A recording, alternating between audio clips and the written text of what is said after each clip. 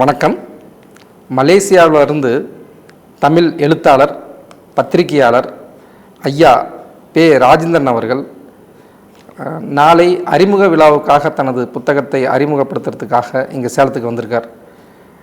அவரை நேர்காணல் நிகழ்வில் சந்தித்து பேசுகிறதுல பெருமை கொள்கிறோம். அசோகா டிவி நேயர்களுக்கு இது தெரியப்படுத்துறதுல சந்தோஷப்படுறோம். ஐயா வணக்கம். வணக்கம் ஐயா, இப்போது மந்திர கணங்கள் அப்படின்ட்டு அந்த புத்தகத்தை நீங்கள் அறிமுகப்படுத்த நோக்கம் இல்லைன்னா அந்த பேருனுடைய நோக்கம் நீங்கள் என்ன சொல்ல விரும்புகிறீங்க? இந்த வாய்ப்புக்கு முதலில் நன்றி தெரிவித்துக் கொள்கின்றேன். தொப்புள் கொடி உறவுகளை இந்த தொலைக்காட்சி மூலமாக சந்திப்பதில் மகிழ்ச்சி அடைகின்றேன். மந்திர கணங்கள் என்ற நூலை சேலத்தில் இருக்கின்ற நண்பர்கள், குறிப்பாக வர்த்தகர் மாரியப்பன் உள்ளிட்டவர்கள், ரவி போன்றவர்களெல்லாம் இங்கே வெளியிட ஏற்பாடு செய்திருக்கின்றார்கள். இந்த நூலை தொடக்கத்தில் சென்னையில் தமிழ்நாடு முதல்வர் மாண்புமிகு மு.க. ஸ்டாலின் அவர்கள் வெளியிட்டார்கள். அதன் பிறகு கவிப்பரசு வைரமுத்து அவர்கள், பாண்டிச்சேரி முதல்வர் மாண்புமிகு ரங்கசாமி உள்ளிட்டவர்கள் எல்லாம் வெளியிட்டிருக்கின்றார்கள். இங்கே அறிமுக விழா நடைபெறுகின்றது. இந்த மந்திர கணங்கள் என்ற தலைப்பு எப்படி வந்தது என்றால், கடந்த 20 ஆண்டுகளாக மலேசிய இலக்கியத்தை தமிழ்நாட்டிலும் தமிழர்கள் வாழ்கிற பிற பகுதிகளிலும் அறிமுகப்படுத்த வேண்டும் என்ற நோக்கத்தோடு 2004ஆம் ஆண்டு ஒரு பயணத்தை மேற்கொண்டோம். அப்படி அந்த பயணத்தை தொடக்கத்தில் மேற்கொள்ளுகின்ற திட்டம் வகுக்கப்பட்ட போதே நிறைய பேர் சொன்னார்கள், இதெல்லாம் சாத்தியப்படாது, நீங்கள் தமிழ்நாட்டு தமிழர்களை நம்பி சென்றால் வேதனை மட்டுமே உங்களுக்கு உரியதாக இருக்கும். இன்னும் சொல்ல போனால், ஒரு கோடாரி சும்மா கீழே கிடக்குது, அதை ஏன் எடுத்து காலில் போட்டுக்கிறீங்க அப்படின்லாம் சொன்னாங்க. ஆனால் வந்தாரையெல்லாம் வாழ வைக்கும் தமிழகம் தொப்புள் கொடி உறவுகளை நிராகரித்து விடுமா அல்லது மறுதளித்து விடுமா என நானே எனக்கு கேட்டுக்கொண்டேன்.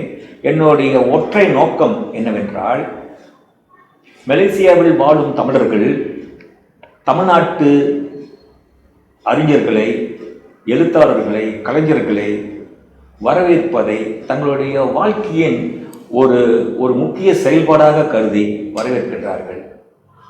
தமிழ்நாட்டு இலக்கியத்தை தேடி தேடி வாசிக்கின்றார்கள். எங்களுக்கு தமிழ்நாட்டு எழுத்தாளர்களை புதியவர்களையும் தெரியும், ஆளுமைமிக்க பழையவர்களையும் தெரியும். எங்களுக்கு இருக்கின்ற தேடல் அந்த அந்த அந்த நிலையை உருவாக்கி இருக்கிறது. ஆனால் மலேசியாவில் எத்தனை எழுத்தாளர்கள் இருக்கின்றார்கள், அங்கு இலக்கியம் படிக்கப்படுகிறதா படைக்கப்படுகிறதா என்ற தகவல் இங்கு பரவலாக தெரிவது கிடையாது. 2003ஆம் ஆண்டு நான் மலேசிய தமிழ் எழுத்தாளர் சங்கத்தின் தலைவராக தேர்வு செய்யப்பட்டு இங்கு ஒரு பாராட்டு விழாவிற்காக வந்தேன் சென்னையில். அதன் பிறகு புதுவைக்கு சென்றோம்.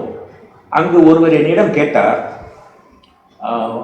என்னை அறிமுகப்படுத்தி வைக்கும் பொழுது, இவர் மலேசிய தமிழ் பத்திரிகையாளர், மலேசிய தமிழ் எழுத்தாளர் சங்க தலைவர் என்று அறிமுகப்படுத்தி வைக்கும் பொழுது அந்த பேராசிரியரிடம் கேட்டார், மலேசியாவில் தமிழ் இலக்கியம் இருக்கிறதா, இலக்கியமெல்லாம் படிப்பாங்களா, வாசிப்பீங்களா, எழுதுவீங்களா என்றெல்லாம் கேட்டார். எனக்கு அந்த நேரத்தில் இப்போ 2003 என்றால் ஏறக்குறைய 20 ஆண்டுகளுக்கு முன்பு கொஞ்சம் கோபம் வந்துடுச்சு. நான் அவர்கிட்ட கேட்டேன், ஒரு 3 மணி நேரம் ஒரு 4 மணி நேர பயண தூரத்தில் இருக்கின்ற ஒரு நாட்டில் தமிழர்கள் இருக்கிறார்களா, இலக்கியம் படைக்கிறார்களா, படிக்கிறார்களா என்று தெரியாமல் ஒரு தமிழ்துறை பேராசிரியர் ஒரு பல்கலைக்கழகத்தில் பணியாற்றினால் எப்படிங்க தமிழ் இருக்கும் அப்படின்னு கேட்டேன். அது அவருக்கு ரொம்ப கோபம் வந்துருச்சு. நான் அறைக்கு சென்ற பிறகு அது அன்று முழுக்க எனக்கு பெரிய உறுத்தலாகவே இருந்தது. அதன் பிறகு நானே முடிவு செய்தேன், இது நம்மளுடைய குறை, நாம் நம்மளுடைய இலக்கியத்தை தமிழ்நாட்டில் இன்னும் முழுமையாக முறையாக அறிமுகப்படுத்தவில்லை என்பதை உணர்ந்தேன். அதற்காகத்தான் ஒரு திட்டத்தை வகுத்தேன். முதலாவது 2004ஆம் ஆண்டு ஒரு முதல் கருத்தரங்கை சென்னையில் நடத்தினோம். கவிப்பேரரசு வைரமுத்து அவர்கள் தான் எனக்கு பக்கபலமாக இருந்தார். அவர் என்னிடம் கேட்டார், நான் என்ன செய்ய வேண்டும் என்று கேட்டார். அரசாங்கத்தின் சார்பில் அந்த கருத்தரங்கை நடத்த வேண்டும், பல்கலைக்கழகங்களிலே கல்லூரிகளிலே மலேசிய இலக்கிய அறிமுக கருத்தரங்கு நடத்த வேண்டும் என்று என்னுடைய ஆசை. அது சரியாக வரவில்லை. அப்பொழுது அரசு என்ன, அரசு செய்யாவிட்டால் என்ன, பேரரசே நான் இருக்கிறேன் வாருங்கள் என்று சொல்வது போல அவர் எனக்கு அந்த ஆதரவை கொடுத்தார். பென்ஸ்பார்க் எனும் ஹோட்டலில் தங்கும் விடுதியில் 200 இலக்கிய ஆளுமைகளை அவரே அழைத்தார். மிகப்பெரிய எழுத்தாளர்கள்லாம் வந்தார்கள். அவர்கள் யாரும் பேசவில்லை. ஒரு 8 தலைப்புகளிலே மலேசிய சிறுகதை, நாவல், மரபு கவிதை, நாடகங்கள், தொலைக்காட்சி, தமிழ் பத்திரிகைகள் என்கிற தலைப்புகளில் நாங்கள் மலேசியர்கள் பேசுவதற்கு அவர் ஏற்பாடு செய்திருந்தார். அந்தந்த அமர்வுகளுக்கு இங்கு இருக்கின்ற ஆளுமைகள் தலைமையேற்றார்கள். அவ்வளவுதான். அதுதான் எங்களுடைய மலேசிய இலக்கிய வரலாற்றில் மலேசிய இலக்கியத்திற்கான ஒரு பரவலான அறிமுகம். அதன் பிறகு பல்வேறு பகுதிகளுக்கு சென்று அவர் கவிப்பேரரசு வைரமுத்து அவர்களுடைய துணையோடு அவர்களுடைய நண்பர்கள், எனக்கு தெரிந்த நண்பர்கள்லாம் வைத்து ஆங்காங்கே கருத்தரங்களை செய்தோம். ஆனால் அந்த ஆண்டு அந்த பயணத்தின் பொழுது புதுவை முதல்வர் ரெங்கசாமி அவர்கள் 2 நாள் எங்களை அந்த மாநில அரசாங்கத்தின் விருந்தினராக ஏற்றுக்கொண்டார். உண்மையாக சொல்ல வேண்டுமானால் அன்றைக்கு கல்வி அமைச்சராக இருந்த மாண்புமிகு லட்சுமி நாராயணன் என்பவரை உடனிருக்கும் அமைச்சரை போல அவர் அமைத்தார். அந்த மாதிரியான ஏற்பாடு செய்து கொடுத்தார். அதன் பிறகு போகிற இடங்களிலெல்லாம் தமிழ்ச்சங்கங்கள், சில தனியார் கல்லூரிகள் எல்லாம் எங்களை வரவேற்றார்கள். அது ஒரு பரவலான ஒரு அறிமுகமாக இருந்தது. முத்தமிழ் மூதறிஞர் கலைஞர் அவர்களை அறிவாலயத்தில் சந்திக்கும் பொழுது அவரும் என்னிடம் கேட்டார், என்ன செய்ய வேண்டும் என்று கேட்டார். நாங்கள் எல்லா ஏற்பாடுகளோடு வந்திருக்கின்றேன்.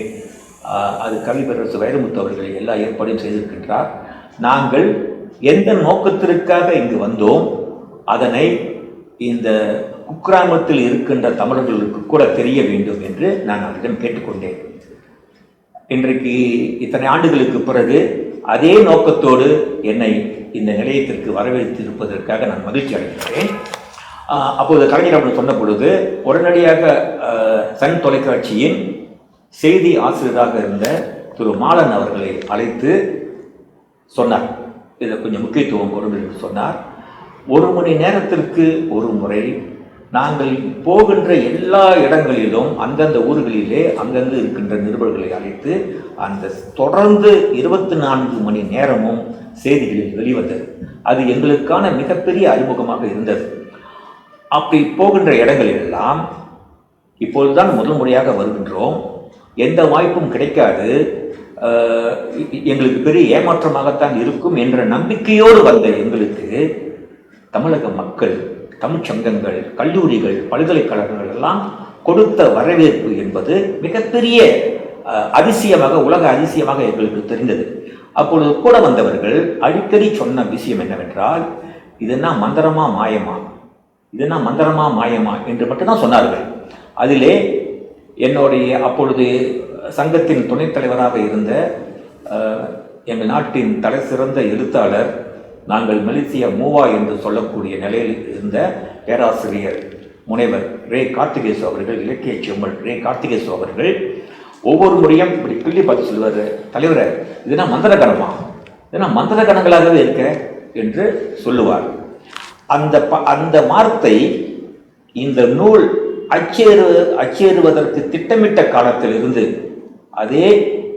அதே வார்த்தை என் காதில் ஒலித்து கொண்டே இருந்தது. இந்த தலைப்பை நான் தேடவில்லை, இந்த தலைப்பை நான் இடவில்லை. என்னோடு பயணித்தவர்கள் அவர்களுடைய மன உணர்வுகள் தான் இந்த மந்திர கணங்கள் என்னும் வார்த்தை. அருமை சார். ஒரு வார்த்தைக்கு பின்னாடி இவ்வளவு ஆழமான ஒரு செய்திகள் இருக்குது. இப்போது மலேசியா தமிழ் எழுத்தாளர்கள், இந்திய தமிழ் எழுத்தாளர்கள், தமிழக எழுத்தாளர்கள், சேலம் எழுத்தாளர்கள், தமிழ் ஆர்வலர்கள், இதனுடைய நட்புகள் உங்களுடைய பார்வையில் எந்தெந்த வகையில் அமைஞ்சிருக்கு சார் இத்தனை ஆண்டு காலமாக? நான் இங்கு ஒரு விஷயத்தை பதிவு செய்ய வேண்டும். எங்களுடைய அதாவது மலேசிய தமிழ் எழுத்தாளர் சங்கம் உலகத் தமிழர்களுடைய தொடர்புகளை ஏற்படுத்திக் கொள்வதற்கு முன்பு பின்பு என்று தனியாக பிரிக்கலாம். இந்த 2003ஆம் ஆண்டுகளுக்கு முன்பு வரை தமிழகம் எங்களை கண்டு கொள்ளவில்லை. தமிழ்நாட்டு எழுத்தாளர்கள், தமிழ்நாட்டு படைப்பாளர்கள் எங்களை கண்டு கொள்ளவில்லை என்கின்ற ஆதங்கம் 100 ஆண்டுகளாக மலேசிய தமிழர்களிடம், மலேசிய எழுத்தாளர்களிடம் இருக்கும். சில எழுத்தாளர்கள் இங்கிருந்து அந்த மேடையில் வந்து பேசும்போது, கலந்துரையாடும் போது அங்கிருப்பவர்கள் கேட்கிற கேள்வி, நீங்கள் அங்கிருந்து இங்கே வந்திருக்கிறீர்கள், உங்களுடைய புத்தகத்தை நாங்கள் பணம் கொடுத்து வாங்குகிறோம், ஆனால் நாங்கள் வந்தால் நீங்கள் எங்களை கண்டு கொள்வதில்லை என்கின்ற குறை அந்த வெளிப்படையாகவே கேட்பார்கள். அந்த அளவிற்கு அவர்களுக்கு ஆதங்கம் இருந்தது. ஆனால் நான் இன்றைக்கு சொல்வேன், ஒரு 25 ஆண்டுகளுக்கு முன்பு இருந்த அந்த ஆதங்கம் இன்று இல்லை. ஏனென்றால் இந்த பயணத்தின் மூலம் நாங்கள் போகின்ற இடங்களிலெல்லாம் தமிழர்களும், தமிழ் பல்கலைக்கழகங்களும், கல்லூரிகளும், அரசியல்வாதிகளும், நண்பர்களும் எங்களை தூக்கி வைத்து கொண்டாடுகின்றதை மலேசிய தமிழர்கள் பார்க்கின்றார்கள். இப்பொழுது இங்கிருந்து யாராவது அங்கு வந்தால் இது போன்ற கேள்விகளை, இது போன்ற ஆதங்கத்தை யாரும் வெளிப்படுத்துவது கிடையாது. அந்த வகையில் கூட இந்த பயணம் தமிழ்நாட்டு மக்கள் மீது மலேசிய தமிழர்கள் கொண்டிருந்த ஒரு 100 ஆண்டு கால ஆதங்கத்தை ஒட்டுமொத்தமாக எங்களுடைய பயணம் தீர்த்திருக்கிறது. அதைவிட இன்னொன்று, அந்த 2004ஆம் ஆண்டு நான் அரசாங்க சார்பில் நாங்கள் வர வேண்டும் என்று சொன்ன பொழுது, அப்பொழுது முத்தமிழ் மூதறிஞர் கலைஞர் அவர்கள் முதலமைச்சராக இல்லை. ஆனால் ஒரு வார்த்தையை சொன்னார், இது இப்பொழுது சாத்தியமில்லை, காலம் கனியும், காலம் கனியும் பொழுது அந்த வாய்ப்பு உங்களை தேடி வரும் என்று சொன்னார். அதே போல 2007ஆம் ஆண்டு தமிழ்நாட்டு அரசாங்கத்தின் விருந்தினராக நாங்கள் 36 பேர் வந்த பொழுது தமிழ்நாட்டு அரசாங்கத்தின் விருந்தினராக எங்களை வரவேற்றார். அதற்கான முன்னேற்பாடுகள் சுமார் 3 மாதங்களுக்கு முன்பே நடந்தன. எல்லா அரசாங்க பல்கலைக்கழகங்களிலும் அதிகாரப்பூர்வமான நிலையில் மலேசிய தமிழ் இலக்கிய அறிமுக கருத்தரங்கு என்று நடத்தப்பட்டது. ஒரு வெளிநாட்டு தூதுவர்கள், ஒரு வெளிநாட்டு அமைச்சர்கள் தமிழ்நாட்டிற்கு வந்தால் எத்தகைய பாதுகாப்பு, எத்தகைய வரவேற்பு, எத்தகைய உபசரிப்பு நடக்குமோ அதே மாதிரியான வரவேற்பு, பாதுகாப்பு, உபசரிப்பெல்லாம் எங்களுக்கு வழங்கப்பட்டது. நான் தவறாக சொல்லவில்லை என்றால், தமிழ்நாட்டு, இந்திய, மலேசிய வரலாற்றில் மட்டுமல்ல, உலக வரலாற்றிலேயே ஒரு தமிழ் எழுத்தாளர் குழுவுக்கு ஒரு அரசாங்கத்தின் விருந்தினர்களாக ஏற்று அவர்களுக்குரிய அந்த சிறப்புகளை வழங்கிய முதல் மாநிலமாக தமிழ்நாடு இருக்கும். முதலமைச்சராக எங்கள் இதயத்தில் வாழும் முத்தமிழ் மூதறிஞர் கலைஞர் அவர்களாகத்தான் இருப்பார்கள் என்று நம்புகின்றேன். அருமை சார். இப்போது இவ்வளவு காலம் கடந்ததில் அரசியல் தலைவர்களும் தமிழ் ஆர்வமும் உங்களுக்கு ஒரு உகந்ததான நிறைய நிகழ்வுகளில் நடந்திருக்கும். அதனுடைய பகிர்வு சொன்னால் சந்தோஷப்படுவோம் சார். நான் இங்கே தமிழ்நாட்டில் கலைஞர் மீது எங்களுக்கு ஒரு அளவு கடந்த அன்பு. மலேசியாவில் இன்றைக்கும் கூட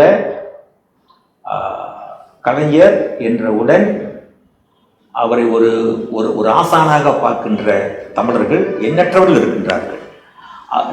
என்னை பொறுத்த வரைக்கும் அவரை ஒரு அரசியல் தலைவராக நான் பார்த்தது கிடையாது. அவர் ஒரு தமிழுக்கான தலைவராகத்தான் நாங்கள் அவர் நேசித்தோம். இன்று அவர் இல்லாவிட்டாலும் கூட இன்றைக்கு முதல்வராக இருக்கின்ற மாண்புமிகு மு.க. ஸ்டாலின் அவர்கள் அவரை சந்திக்கும் பொழுது அவர் என்றும் சொன்னார், அந்த மந்திரகணங்கள் நூலிலும் கூட நான் அதை பதிவு செய்திருக்கின்றேன்,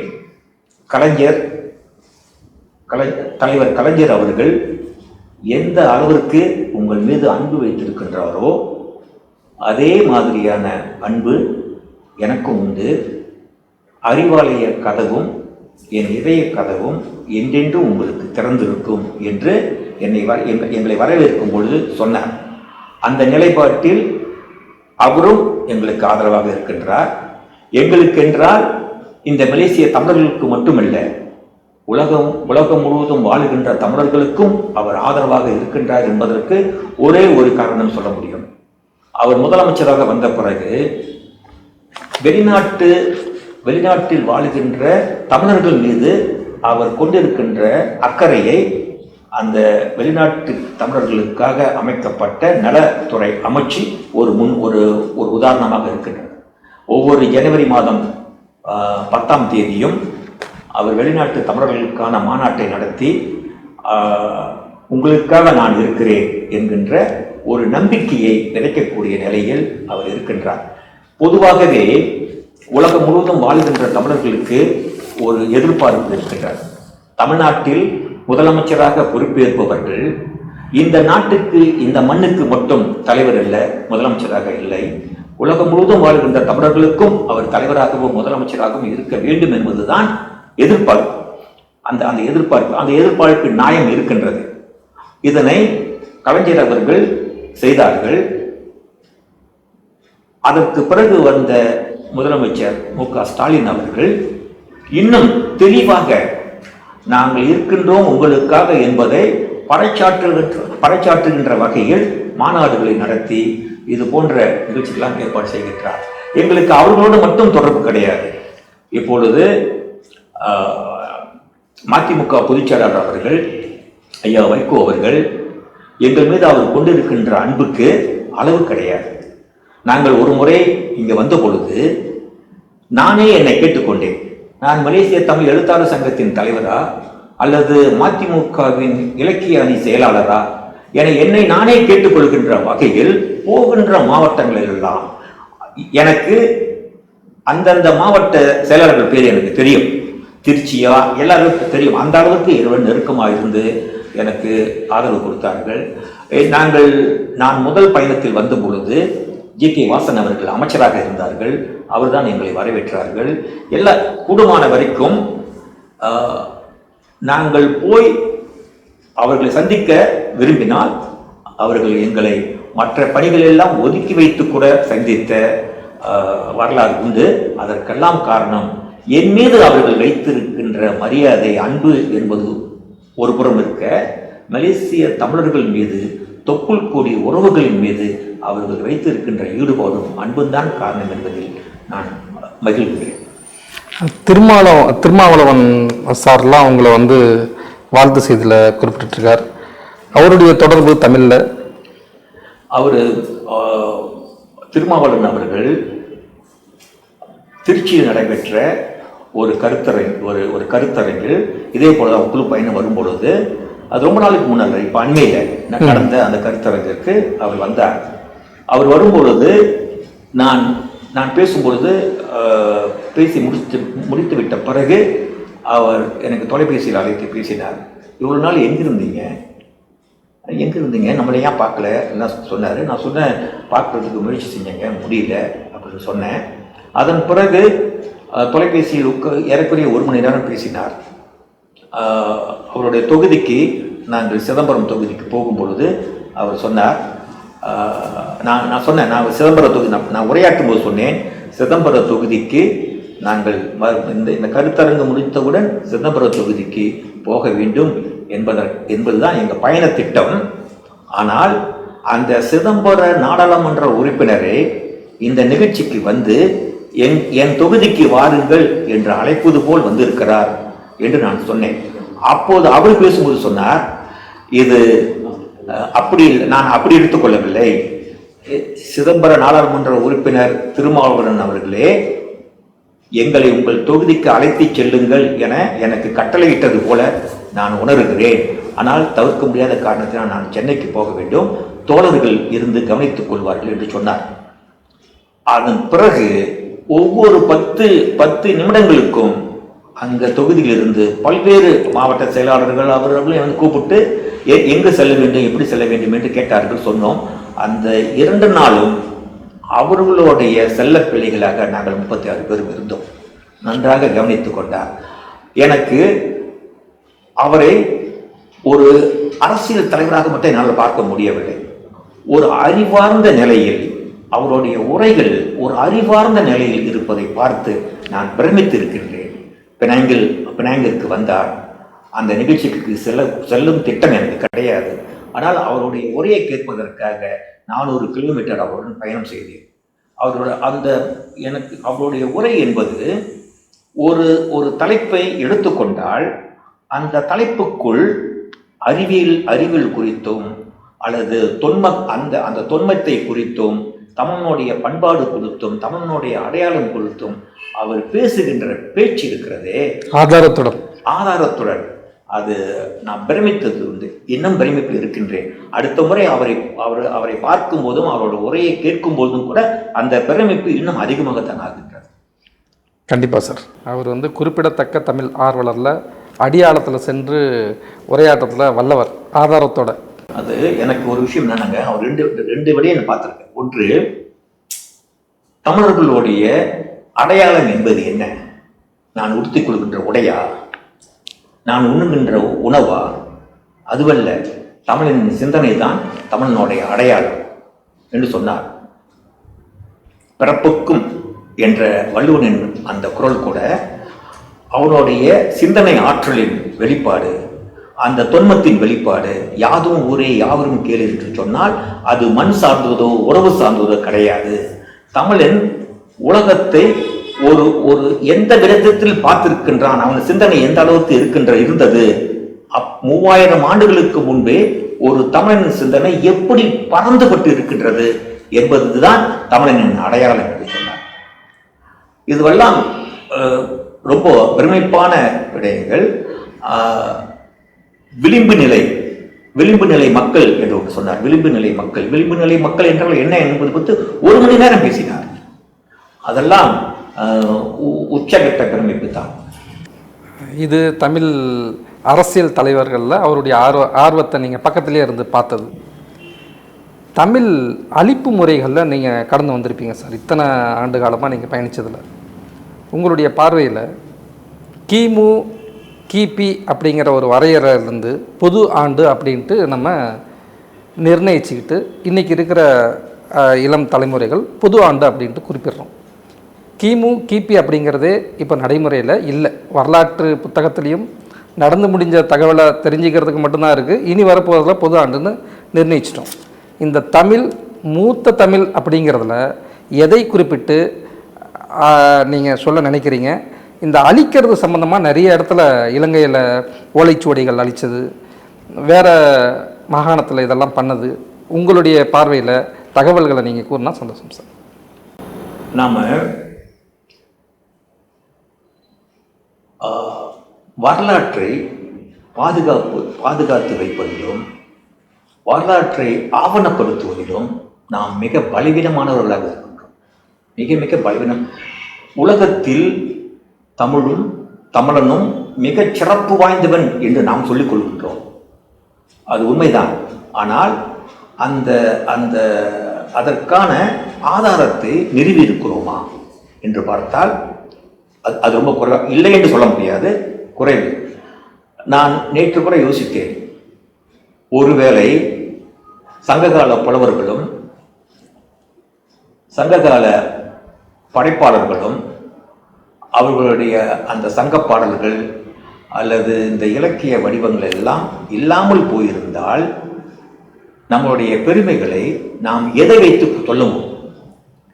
இப்போ தமிழனுடைய தமிழ் மொழி 3000 ஆண்டுகள் 10,000 ஆண்டுகள் 20,000 ஆண்டுகளுக்கு முன்பு தோன்றியது என்றால் அதற்கான ஆதாரத்தை நாம் முழுமையாக நிறுவி வைத்திருக்கிறோமா? இல்லை.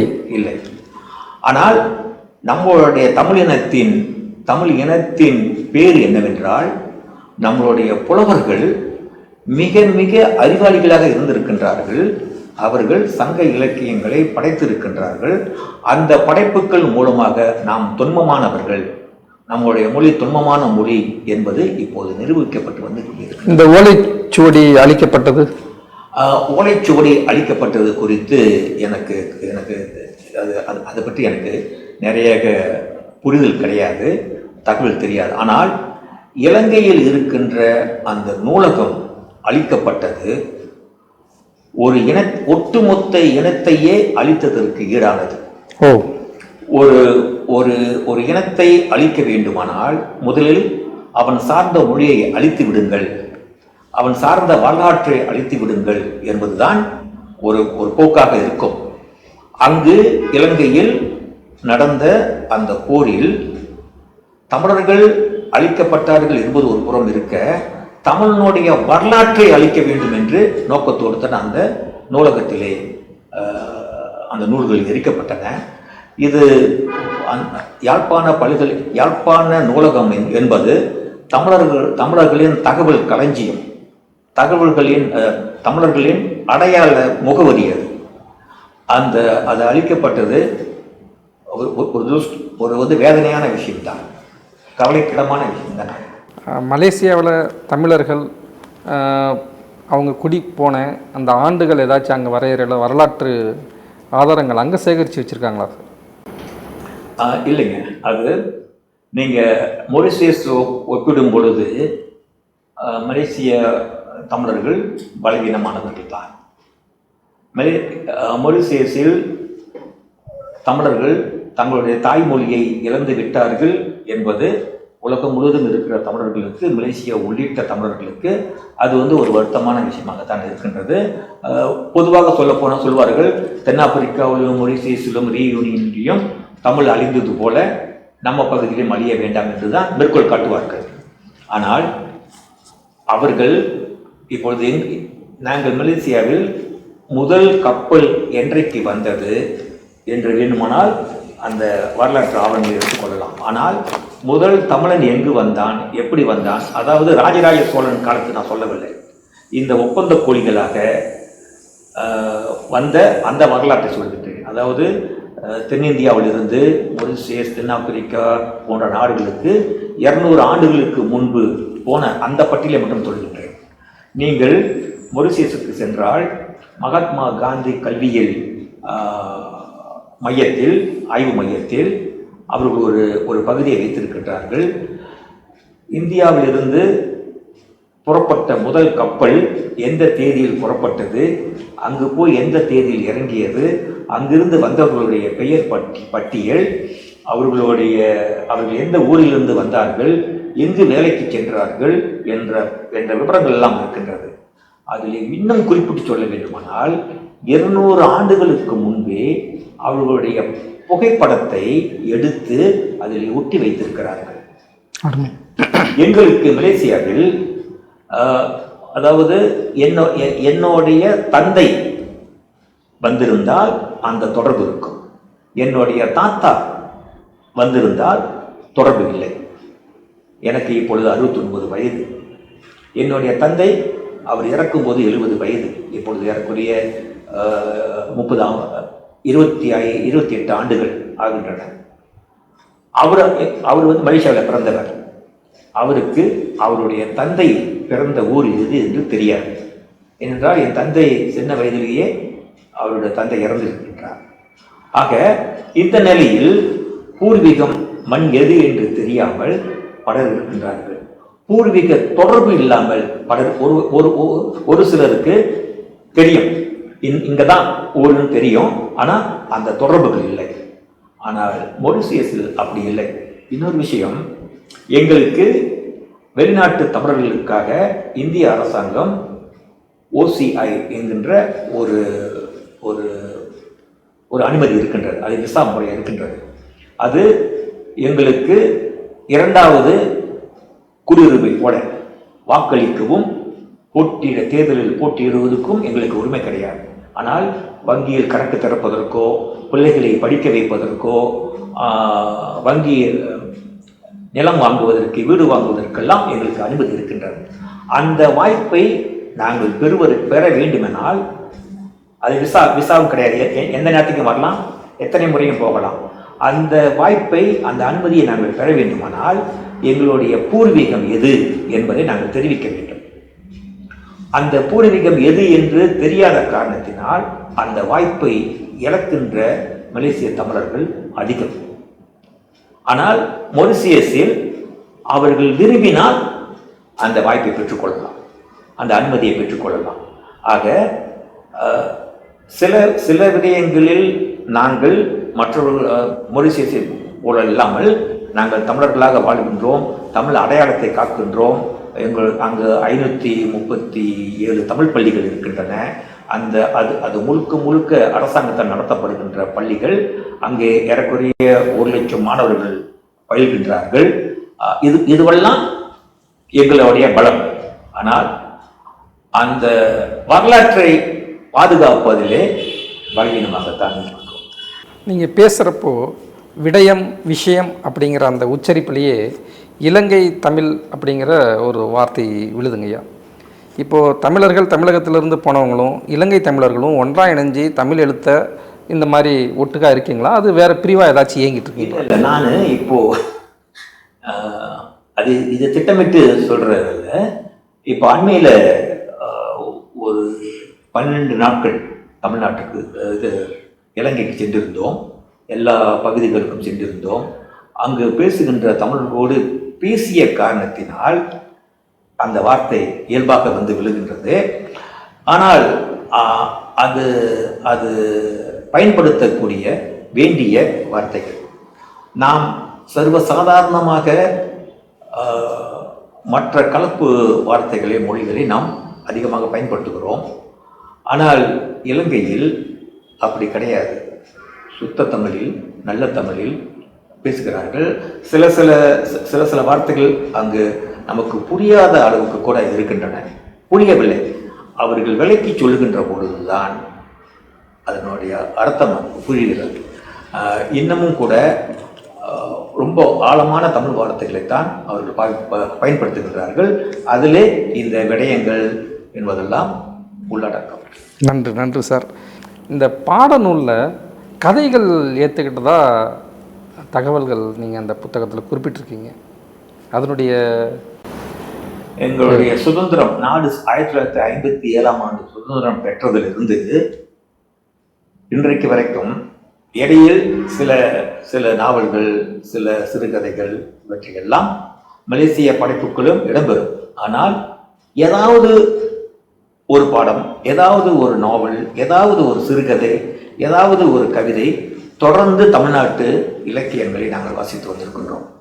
அதிலும் குறிப்பாக SPM என்று சொல்லப்படுகின்ற 10ஆம் வகுப்பு தேர்வில், அந்த தேர்வுக்கு அதற்கும் +2 என்று சொல்லுவது போல அங்கிருக்கின்ற அந்த வகுப்பிலும் தமிழ்நாட்டு இலக்கியத்தை பாடமாக படித்திருக்கின்றோம். குறிப்பாக டாக்டர் மூவா, அகிலன் உள்ளிட்டவர்களுடைய படைப்புகள் பயன்படுத்தப்பட்டிருக்கின்றன. எனக்கு ஒரு ஆதங்கம் இருந்தது, ஒரு எதிர்பார்ப்பு இருந்தது. இத்தனை ஆண்டுகளாக தமிழ்நாட்டு இலக்கியத்தை பாடமாக நாம் வாசித்து வந்திருக்கின்றோம். அதன் காரணமாகத்தான் எல்லா தரப்பு மக்களும் மலேசிய இலக்கியத்தை வாசிக்கின்ற வாய்ப்பும் அதன் மீதான ஒரு தேடலும் ஏற்பட்டிருக்கிறது. எங்களுடைய இந்த பயணத்தின் ஒரு நோக்கம், ஏதாவது ஒரு பல்கலைக்கழகத்திலே எல்லா நூல்களும், தமிழ் நூல்களும் கிடைப்பதற்கான ஏற்பாடு செய்ய வேண்டும். இன்னொன்று, ஆங்காங்கே அறக்கட்டளைகளை உருவாக்க வேண்டும். எங்களுடைய நூல்களை கொண்டு வந்து அங்கு சேர்க்க வேண்டும். அதனை மாணவர்கள் பார்க்க வேண்டும். தரவுகள் இருக்கின்ற பொழுதுதான், தரவுகள் கிடைப்பதற்கு உதவியாக இருக்கின்ற சூழலில் தான் அந்த இலக்கியம் குறித்து சிறுகதைகளோ அல்லது வெளிநாட்டு அயல்நாட்டு இலக்கியங்கள் குறித்தோ ஆய்வு செய்வதற்கு முன் வருவார்கள். அந்த வகையில் தரவுகளை கொண்டு போய் சேர்க்க வேண்டும் என்பது ஒரு திட்டமாக இருந்தது. அதன் தொடர்ச்சியாக பல்கலைக்கழகங்களிலும் கல்லூரிகளிலும் மலேசிய இலக்கியத்தை மாணவர்கள் பாடமாக எடுத்து வாசிக்க வேண்டும். அப்படி வாசிப்பதன் வழியாக எங்கள் இலக்கியத்தின் ஊடாக மலேசிய தமிழர்களின் வாழ்க்கையை அவர்கள் உணர வேண்டும், தெரிந்து கொள்ள வேண்டும் என்பதுதான் என்னுடைய நோக்கமாக இருந்தது. அதிலே சிங்கப்பூர் முஸ்தபா என அழைக்கப்படுகின்ற தமிழ் அறிஞர் முஸ்தபா அவர்கள், அவர் இங்கு இருக்கின்ற முத்துப்பேட்டையை பூர்வீகமாக கொண்டவர். அவர் தஞ்சை தமிழ் பல்கலைக்கழகத்தில் தமிழர்கள் கோ சாரங்கபாணி அறக்கட்டளையை உருவாக்கினார். தமிழ் பல்கலைக்கழகத்தில் இருக்கின்ற நூலகத்தில் எல்லா நூல்களையும் கொண்டு வந்து சேர்ப்பதற்கான முயற்சிகளை மேற்கொண்டார். அதற்கு மலேசிய தமிழ் எழுத்தாளர் சங்கமும் உறுதுணையாக இருந்தது. அந்த நூல்களை சேர்க்க வேண்டும் என்பதற்காகவே கரிகாலன் சோழன் விருது வழங்குகின்றோம். அதில் மலேசியாவுக்கு ஒரு ஆண்டுக்கு ஒரு நூலுக்கு விருது, சிங்கப்பூருக்கு ஒரு விருது, இலங்கைக்கு ஒரு விருது. இப்படி இருக்கும் பொழுது எல்லா நூல்களும், போட்டிக்கு வருகின்ற நூல்களும் இடையில் வந்து சேருகின்ற நூல்களையும் கொண்டு போய் அங்கே சேர்த்தோம். முதல் கட்டமாக ஒருவரிடம் ஒரே ஒரு நூல் தான் இருக்கிறது என்றால் அதனை படியெடுத்து நகல் எடுத்துக்கொண்டு கொடுத்திருக்கின்றோம். அவருக்கு பணம் கொடுத்து புத்தகத்தை வாங்கியிருக்கின்றோம். அப்படி ஏறக்குறைய நான் நினைக்கின்றேன் குறைந்தபட்சம் ஒரு 2000 நூல்களாவது மலேசிய, சிங்கப்பூர், இலங்கை நூல்கள் அங்கு இருக்கின்றன. அந்த அயல்நாட்டு நூல்களுக்கான அந்த பகுதிக்கு எங்கள் நாட்டு மலேசிய தமிழ் எழுத்தாளர் சங்கத்தின் முன்னாள் தலைவர் தமிழவேல் ஆதிக்குமணன் பெயர் கூட சூட்டப்பட்டிருக்கின்றது. அது ஒரு பகுதி. இன்னொன்று கோயம்புத்தூர் இருக்கின்ற அந்த பேர் இப்போ ஞாபகத்தில், கோயம்புத்தூர் இருக்கிற ஒரு கல்லூரியில் நாங்கள் ஒரு ஆண்டுக்கு ஒரு முறை 20 கதைகளை தேர்ந்தெடுத்து அதை நூலாக்குவோம். பரிசு கொடுத்து நூலாக்குவோம். ஒரு 30 கதைகள், 300 கதைகள் வரும்.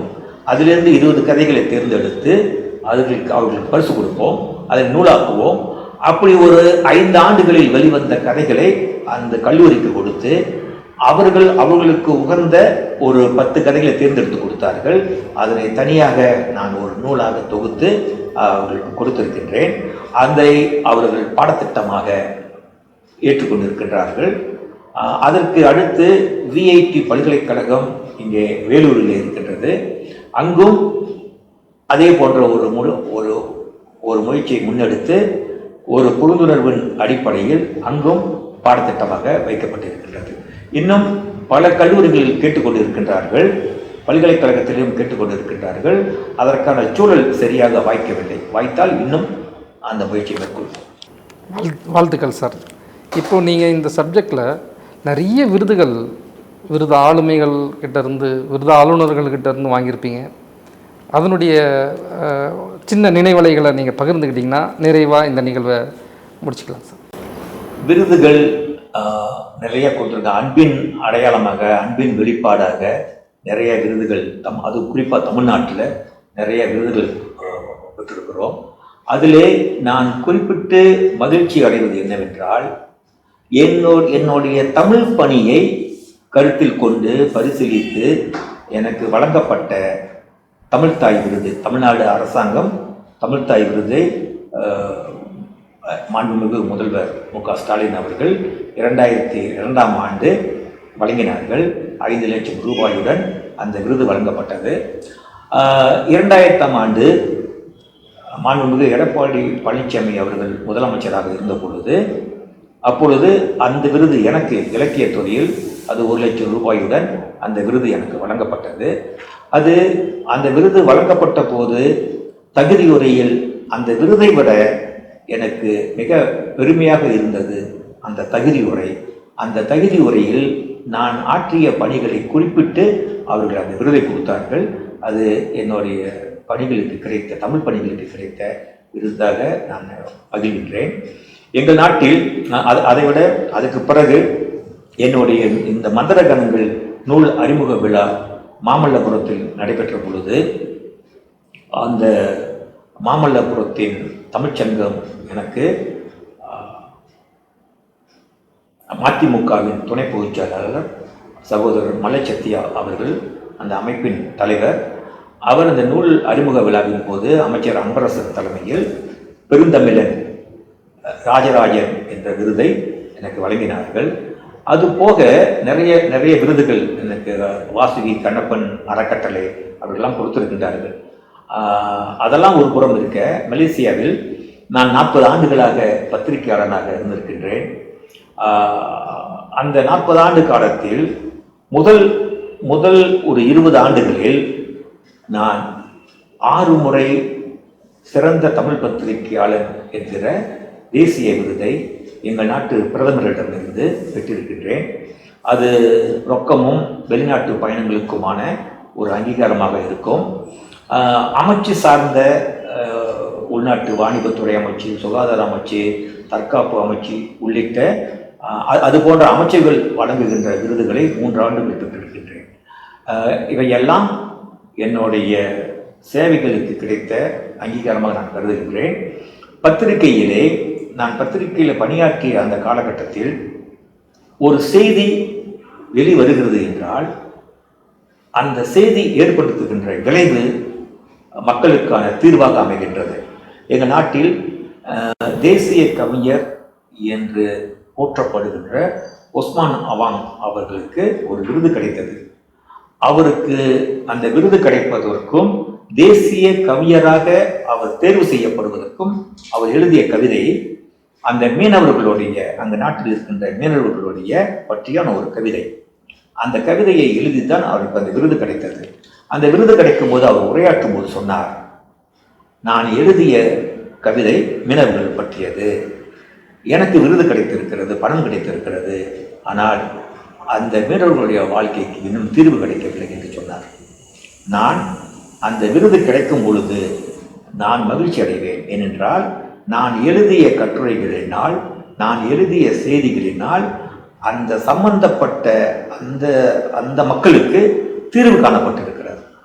அந்த தீர்வு எந்த வகையில் இருக்கும் என்றால், ஒரு இடத்தில் ஒரு சிக்கல் ஏற்பட்டால் அந்த வட்டார நாடாளுமன்ற உறுப்பினர்கள், சட்டமன்ற உறுப்பினர்களுக்கு தகவல் தெரிவிப்பதை விட ராஜேந்திரனுக்கு தகவல் தெரிவித்தால் அந்த செய்தி பத்திரிகையில் வந்தால் இந்த செய்தி வெகு விரைவாக போய் அரசாங்கத்தின் கதவுகளை தட்டும் என்ற நம்பிக்கை அங்கு இருக்கின்ற தமிழர்களுக்கு இருந்தது.